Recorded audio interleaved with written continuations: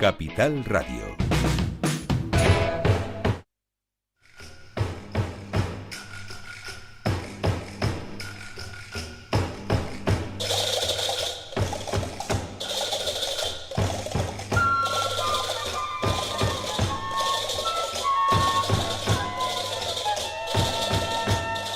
Bueno, ya tienes el número, ¿no? El 93.474, ¿tienes el número? No lo tengo, buenos días. No oigo a Pablo de Luca. Ahora, ¿Me oyes ahora? Perfectamente. Pero, Ahora, ya lo tengo.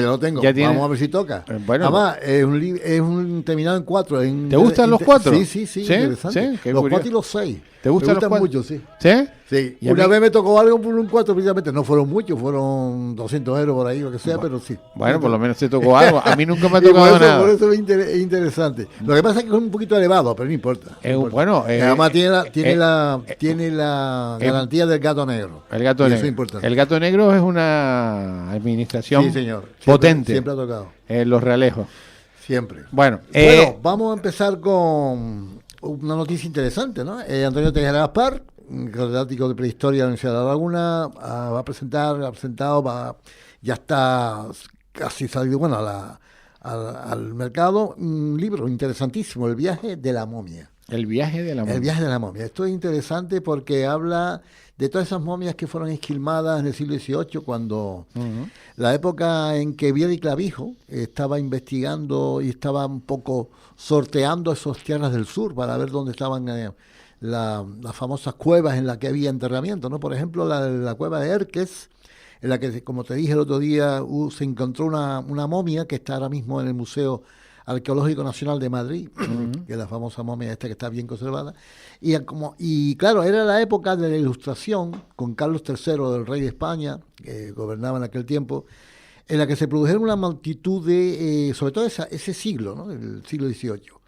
Se produjeron una serie de exclamaciones de momias, porque era la moda, o sea, se mamaban todas las momias. Pero eso pasaba en Egipto también. Sí, eso pasó en todas partes, donde Eso pasó en todos donde los la lados. irracionalidad Sí. y la avaricia. Hay más momias en Londres que en Egipto. Vender las cosas de los pueblos sin ningún escrúpulo y destruir toda una identidad cultural, eso estaba de moda en aquel tiempo. Y bueno, ahora ya la cosa cambia, pero en otras cosas, ¿no? Pero en aquel tiempo eran las momias, ¿no? Y curiosamente hay importante o sea, información sobre algunas momias vendidas en Alemania. Ajá. Concretamente, 2 momias que fueron encontradas en la Orotava, momias infantiles que están en un museo de Frankfurt.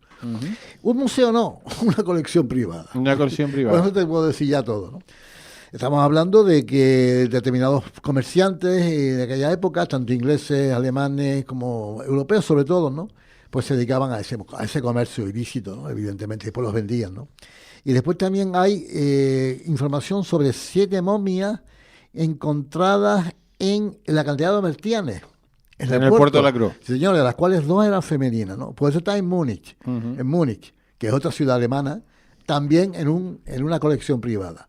Y después, por fin, una momia infantil de Weimar. O sea que, fíjate tú, los lugares, ¿no? O sea, el norte de Tenerife, la Orotava y Alcatraz Martianes, que se encontraron multitud de restos de los guanches, ¿no? No tienen nada más que ir al Museo de Estado del Puerto de la Cruz, hay un museo arqueológico, no sé si ahora está abierto o no, pero bueno, yo conozco a la directora.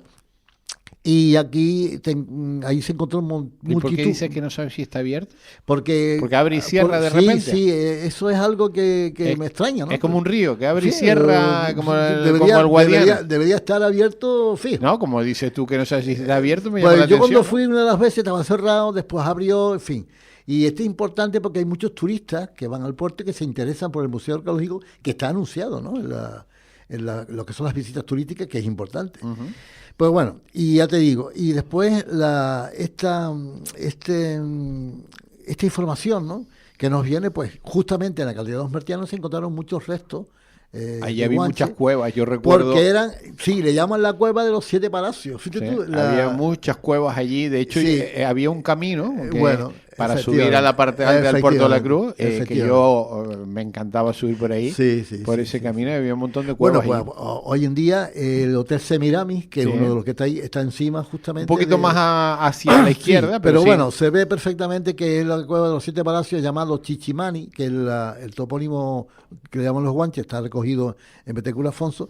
Y ahí era la vivienda del Bensei Bencomo, el famoso Bensei Bencomo. Vivía allí. Bueno, espérate, es de una de las casas, uno de los sitios que gobernaba el menseyato de Taoro, que hoy en día, bueno, en aquel tiempo era el más rico, porque ya dijimos que tenía mucho ganado, y que cuando era, digamos, invierno, iba a la costa, y cuando era verano, iba a subir para coger el fresquito, para no pasar calor. Por tanto, tenía 2 residencias. Entonces, esa era una de las residencias del Bensei Bencomo, la cueva la cueva de Chichimani, o la cueva de los 7 palacios. ¿Por qué 7 palacios? Porque tenía 7 entradas, además se puede ver, ahora está ya totalmente destruida por la erosión de las rocas y tal, pero era un importante sitio, lugar arqueológico. Bueno, pues hoy vamos a hablar de un detalle que es el sol. El sol. El sol. Cuando tú, por ejemplo, ayer mismo, ahora estos días está haciendo mucho calor, cuando tú ves el sol, la luminosidad, esa alegría, porque quieras o no, el sol lo que da es alegría, evidentemente. Es lo contrario de la noche. El sol para los antiguos habitantes de Tenerife, los guanches, era importantísimo. Era como un dios, el dios sol. Ellos amanecían, saludaban, hay oraciones al sol poniente y al sol naciente, sobre todo al sol naciente, recogidos por la tradición oral, en la parte de Guía de Isora, en la parte de Chirche, ¿no? Pues fíjate tú, la importancia que le daban al sol, al que le llamaban Mahek. Ahora vamos a explicar por qué este nombre, ¿no? Lo de Mahek. Pues ya te digo, era toda la vida, ¿no? Era el despertar de la vida. O sea, cuando salía el sol era la vida, simplemente, para la agricultura, para la ganadería, te daba calor, te daba luz, y era, en fin, todo lo que era la vitalidad. Se puede definir de esa forma, ¿no? Pues la palabra Mahek, hay una palabra de los famosos Tuareg, seguramente los conocen, ¿no? Los Tuareg, has oído hablar. Esos Tuareg que salen en las televisiones, muchas veces en los documentales que tiene la Discovery Max, ¿no? Que van por el desierto del Sáhara Central, estamos hablando del Sáhara Central, que son pueblos caucásicos, no son pueblos, diríamos, melanodermos, ¿no? O pueblos negros, sino pueblos caucásicos, que con el sol su piel se pone morena. Es curioso. Es un negro azulado. Exactamente, pero azulado. Es curioso, negro, pero sobre todo la cara, porque llevan una especie como de velo de color azul índigo, que cuando sudan se despega, y por eso se llaman los hombres azules. Sí. Bueno, pues estos son los tuareg, ¿no? De todas maneras, es un negro azulado. Sí, pero no es un negro, o sea, no es, a ver si me entiendes, no es el negro típico de los subsaharianos, es otro. Sino que es un moreno con la cara azulada debido a este velo que lleven, ¿no? Y pero son de origen caucásico, repito, que vienen de lo que es el este, o sea, la parte del Cáucaso, y que llegaron al norte de África hace bastante tiempo, ¿no? Miles de años, ¿no? Pues bien, muchos de los topónimos, y se asentaron en lo que es el Sáhara Central, que es la parte sur de Argelia, ¿no? Y que, curiosamente, hay multitud de topónimos canarios, lo hemos estudiado, que proceden de esa zona del Sáhara Central, ¿no? Estos llegaron y hicieron una inmigración en su tiempo, debido a la falta de recursos, de agua y de ganadería, hacia el noroeste. Quiere decir, llegaron al noroeste y llegaron a la parte de Marruecos, lo que es el sureste de Marruecos, llamado Tafilalt, en donde se encontró una tribu de los Canari. Esta tribu de los Canari que se encontró en Tafilalt están descritas por Plinio el Viejo, que fue un historiador. Estamos hablando de los romanos. Exactamente, del siglo I después de Cristo, que definió y que fue el primero que describió que entre la multitud de tribus que había alrededor de esa parte del norte de África, estamos hablando del Magreb, o sea, lo que es la parte noroeste del continente, encontró justamente en Tafilalt, que es un oasis, la tribu de los Canari. Es una latinización de la palabra canario, que después uno de los poblamientos llevados a cabo por los romanos dio origen a la palabra canaria, justamente, y que después dio origen a no solamente a la isla, sino al resto de los primeros habitantes pueden ser de esa... Los primeros habitantes, cuidado, los primeros habitantes en torno a la era, porque hay constancia de que hubo habitantes anterior a la era, traídos por cartagineses, ¿no? Alrededor de la primera mitad del primer milenio, o sea, 500 antes de Cristo, traído también por los cartagineses, que era otro pueblo, aparte de los romanos, que estaban en conflicto con los romanos, ¿no? Tú sabes, ¿no? La gran batalla que hubo entre romanos y cartagineses, ¿no? Que terminó con el triunfo de Roma en el 146 antes de Cristo, ¿no? Las guerras púnicas, ¿no? Pues justamente esos cartagineses traían mano de obra para, explotar los líquenes y la pasta del garum, que era como un foie gras que se obtenía del atún, porque aquí había bandadas de atunes, ¿no? Entonces la mano de obra que traían eran bereberes cogidos de la zona esa de Túnez, otros de Marruecos, de la zona que hicieron los romanos, y lo hicieron por castigo, o sea, lo llevaron por deportatio. La deportatio romana era una serie de castigos que tenían contra las tribus que se rebelaban contra el Imperio Romano. Por tanto, ese sería uno de los orígenes del poblamiento en torno a la era.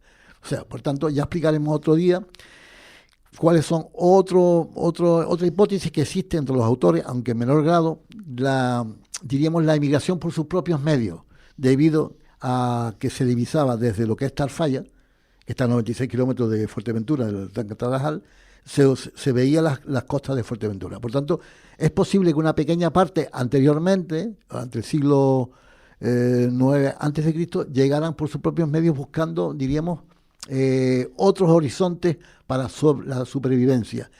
Claro, las costas se ven cuando hay posibilidad de que no hay nubes y que está el cielo límpido, se ve perfectamente desde la parte de Tarfaya. Pero eso son Lanzarote y Fuerteventura. Exactamente. Pero las islas más, diríamos, pegadas al continente. ¿No? Bueno, pues la palabra Majek, es curioso, la palabra Majek que hemos investigado significa literalmente noble y libre. Al decir noble no estoy refiriéndome a nobles de la aristocracia ni de riqueza, no, sino noble significa la persona generosa, valiente, de buenos sentimientos, en fin, que no engaña, etcétera, etcétera. Y es justamente la raíz de la palabra después mago y majo, que se utiliza para designar a los habitantes de, sobre todo Lanzarote. En la crónica histórica de los cronistas aparecen la palabra majo, con J, o con X castellana, ¿no?, que indica que eran los habitantes de Lanzarote y de Fuerteventura, y también la palabra majorero, que es la que se emplea para Fuerteventura. Pues bien, y increíblemente de esta palabra amajaj, que es la palabra, digamos, de la que salió la palabra majek, y que significa el hombre noble y libre, ya viene el llano de Maja, en lo que está en el Teide, ¿no? Y curiosamente, repito, en el norte de España, en la parte de Aragón, sobre todo, la zona esta, incluso también en otras localidades del norte, tú habrás oído hablar de que esta persona es maja, o sea, es majo. Pero majo significa una persona guapa y también buena, de buenos sentimientos. Sí. Eso lo habrás oído. ¿Qué sí. majo es? Pues esta palabra majo está llevada cuando la invasión de la península ibérica por lo que era parte de los musulmanes, llevado como palabra, ¿no?, que llevaron los almoravides, que eran bereberes del sur de la parte del sur de Marruecos, islamizados.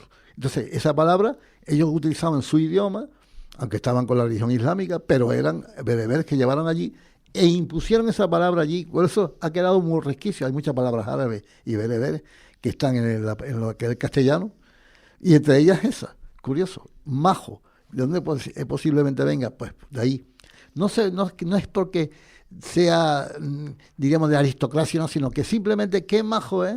O sea, puede ser una persona guapa o tanto mujer como hombre, y noble de corazón. Sí, o sea, quiere decir, generoso, buena persona. Más que guapo es noble de corazón. Buena persona. Sí, buena gente. Es la definición. Buena gente. Majo es buena gente. Buena gente. Entonces, claro, lo de la palabra majo está, ya digo, documentada. Aquí quedó, se deformó en mago, por lo cual, si tú, por ejemplo, le dices en plan despectivo, como hay gente de urbanitas que llaman a la gente del norte, los magos, le estás en el fondo diciendo que son nobles y libres. No lo estás insultando. Ya. Porque claro, el campesino, el pastor, que está viviendo fuera de las ciudades de tráfico y con de coches y de contaminación, etcétera, está con su campo, está la labor agrícola, está la labor ganadera y está libre, y aparte de eso, pues, digamos, está en su entorno. Está, en cierta forma, tiene cierta libertad, y es noble en el sentido... Vete a Mahek. Bueno, lo de Mahek hay una importante referencia histórica de los cronistas, ¿no? O sea, que era un dios. Sí, Mahek, la palabra Mahek, que significa noble y libre. ¿Por qué se le llama Mahek al sol? Porque es una adaptación sui generis, o sea, de lo que es, diríamos, los que llegaron del continente aquí, que no existe del continente esta palabra. No sé si me explico. O sea, es una adaptación canaria, ¿no?, de una palabra basada, eso sí, en la lengua masí, ¿no?, y que significa el lugar a la que van los nobles. Quiere decir, una persona que ha sido buena, que ha sido generosa y que se ha portado bien y que no ha sido ruin, cuando muere, según los Wanji, iba al Mahek, o sea, iba al lugar de los nobles. Que era el sol. Al cielo. Es como el equivalente católico de cuando se muere una persona buena, va al cielo, sí. Pues va al Mahek, porque el sol era la divinidad principal, era lo que alumbraba, era lo que daba la vida, la luz, iba al sol. Y la vitalidad. Iba al sol, Mahek. Yeah. Y de hecho hay una serie de citas, ¿no?, de los cronistas, de los que hablan que, por ejemplo, decían los cronistas que y por el sol a quien Mahek llamaban, juraban con recato y respeto. Eso lo dice Antonio de Viana en 1604. Después, Antonio Cedeño también lo refiere, pero no solamente para la isla de Tenerife, en la que habla Viana, sino también para la isla de Gran Canaria. O sea, que estaba documentado tanto en Tenerife como en Gran Canaria. Llamaba así. Mahek. Y entonces le decía, su juramento era por el sol. Y le llamaban Mahek. Antonio Cedeño, 1484. Este Antonio Cedeño vino con la conquista de Tenerife, murió aquí, en la batalla, ¿no? Pero fue un cronista que recogió la lengua de los antiguos canarios, ¿no? Y finalmente hay otro autor importantísimo, Marín de Cuba, canario, que en 1694 dice, a el alma tenían por inmortal, hija de Mahek. O sea, que los magos, en realidad, son los hijos del sol. Ajá, los magos son los hijos del sol. Porque la palabra está asociada a esta palabra, o sea, a esta voz, ¿no? Evidentemente. O sea, que los magos son los hijos del sol. Efectivamente. Porque tiene una connotación de bondad, de generosidad, de nobleza, sobre todo de nobleza. ¿Lo representaban de alguna manera? No, bueno, sí, está representado, ya otro día hablaremos, en las pintaderas y en muchos grabados que hay en los lugares que no podemos decir cuáles, rocosos de la isla de Tenerife, de Gran Canaria, como círculos, ¿no? Círculos que... ¿El círculo, la espiral es el sol? La espiral es otra historia, estamos hablando, la espiral sobre todo es La Palma, la isla de La Palma, pero no es exactamente el sol. Bien, después tenemos... denominaciones de la divinidad, aparte de esta específica del sol, que es Mahek, palabras más complicadas que están recogidas por los cronistas. Por ejemplo, Achuhanak, Achamán. Primero, antes de Achuhanak, Achamán. Habrás escuchado la canción de los sabandeños, Achamán, ¿no?, que está muy conocida, es una palabra muy conocida, ¿no?, pero que significa, bajo el punto de vista nuestro de la investigación lingüística, la que aumenta el agua. O sea, es el cielo nuboso. Cuando hay nubes, ¿no?, llueve. Por tanto, los guanches, cuando Achamán es literalmente la traducción de Achamán, porque Amán significa agua, agua significa agua, Amán. Entonces, al decir Achamán, está diciendo la que aumenta el agua. ¿Qué es la que aumenta el agua? El cielo nuboso. Cuando hay una descarga de lluvia, tiene que haber nubes para que llueva. Sí. Y ese es el concepto que lo envía la divinidad para que llueva. O sea que las nubes eran otro dios. No, las nubes no. Las nubes era el efecto que daba la divinidad. La lluvia, o sea que era la lluvia. Achamán. Achamán era exactamente el cielo nuboso, lo que da el agua. Ajá. ¿Qué es lo que da el agua? El cielo nuboso. Claro. Si no hay nubes, no hay agua. Claro, las nubes. Pero no había que confundirlo con la divinidad propiamente dicha. La divinidad propiamente dicha era Achahucanak. Dices tú qué nombre más complicado. Achahucanak, que significa justamente el que envía la lluvia, o sea, el que hace posible la formación de nubes para que llueva. Que eso era otra denominación de otro dios. De otro dios, no, del dios que ellos que estaba en el sol. Todo estaba en el sol. Todo era el sol. Todo. O sea, que el dios principal era el sol. Exactamente. Y después hay otra denominación de la divinidad que es Ukanesh. Ukanesh, que significa Ugnesh. Esto está documentado en la otra denominación recogida por los cronistas, la recogió Viana también, y que es un dialecto de la parte de Túnez, ¿no? Y que significa el que está encima, evidentemente, el que está encima. O sea que el dios principal era el sol. El sol, efectivamente. Majet. Eran hijos del sol. ¿Qué pasa con la gente que no era buena, que no era buena persona, que eran ruines? Pues la definición que da y la interpretación y la información que dio a Juan Betancur Alfonso, el gran médico chasnero, ¿no? Que hay una calle en Santa Cruz con ese nombre, ¿no? En 1884, cuando hizo una encuesta por todas las islas, entre ellas el sur de Tenerife, decían la gente del sur, sobre todo de Arona, de Arico, decía, este va para el Chineche. Y si este era ruin y se va, en vez de ir para el sol o para los nobles, se va para el infierno, Chineche. ¿Y qué era Chineche? Chineche lo estuvimos hablando el otro día, ¿te acuerdas? Cuando dijimos el nombre de Tenerife era Chineche, que significa el del fatídico. O sea, la isla del volcán. El volcán. Por eso le llamaban a Tenerife la isla del infierno. Ya. Porque estaba el volcán. Cuando el volcán eruptaba, que ya estuvimos hablando, pues entonces, claro, Chineche es el fatídico. O sea, el infierno. Este va para el Chineche. Es una herencia lingüística. Si eras bueno, ibas para el sol. Exacto. Y si eras malo, para el Chineche. Ibas para el volcán. Este va para el infierno. O sea, este va para el Chineche porque ha sido ruin, porque ha sido mala persona. Pablo de Luca, se nos acabó el tiempo. La semana que viene, más y mejor. Sí, más porque tenemos mucha información. Bueno, la semana no que da viene. Tiempo. No da tiempo. La semana que viene más. Muchas gracias. El remate, con Miguel Ángel González Suárez. Capital Radio.